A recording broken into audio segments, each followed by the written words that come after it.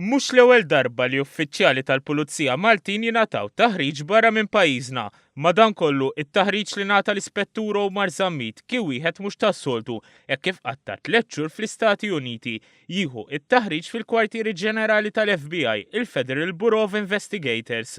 Dan it-taħriġ kien ingħata biss lill-uffiċjal Malti ieħor l-Ispettur Kitarno filwaqt li kienu biss 20 uffiċjal li ħadu dan it-taħriġ minn madwar id-dinja is-sena l-oħra. L-Ispettur Zammit li jifforma parti mill-iskwadra ta' kontra terrorizmu fih dan il-korp tal-Pulizija għasammana l-esperjenza tiegħu. Spjeganna li kien bejn Ottubru u Diċembru tas-sena 2017 li fl-Istati Uniti segwa l-kors FBI National Academy li kien iffukat fuq il-fiżika u l-ħiliet fit-tmexxija, iżda mhux biss. Kont għażilt fuq forensika, counter-terrorism li relatat ma' xogħli kif ukoll crisis negotiations. Ovvjament, it-training hemmhekk kien fuq min-naħa ta' leadership. Ovvjament dawn l-Amerikani li konna hemmhekk magħhom kienu kollha minn madwar l-Amerika kollha, kienu kollha sheriffs, chiefs. Allura bħala livell kien fuq livell ta' leadership.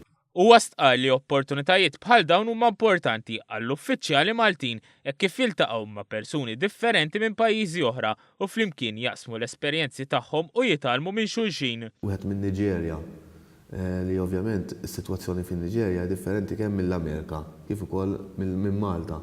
Allura l-mod kif jaħdmu huma, l-esperjenzi li jibda jgħidlek huma meta fix-xogħol tagħhom li jiltaqgħu ma' kuljum pereżempju ma' grupp terroristiku ta' Boko Haram huwa differenti minn hawn Malta. Allura tibda titkellem, tibda titgħallem mill-esperjenzi tagħhom. Fit-3 xhur li dam jitħareġ fl-Amerika l-Ispettur Zammit spjega li mietu 26 uffiċjal Amerikan waqt il-qadi ta' dmirijietom, xi ħaġa li fortunatament f'pajjiżna ma tantx nisimgħu bija. Huwa nnota li meta kkumparat ma' korpi oħra l-Korp Malti huwa wieħed avvanzat. Pulizija tajbin u Malta li jridu jitalmu għandna livell tajjeb ħafna kumparat ma' pulizija kemm mhux Amerikani biss, manka pulizija minn madwar id-dinja kollha.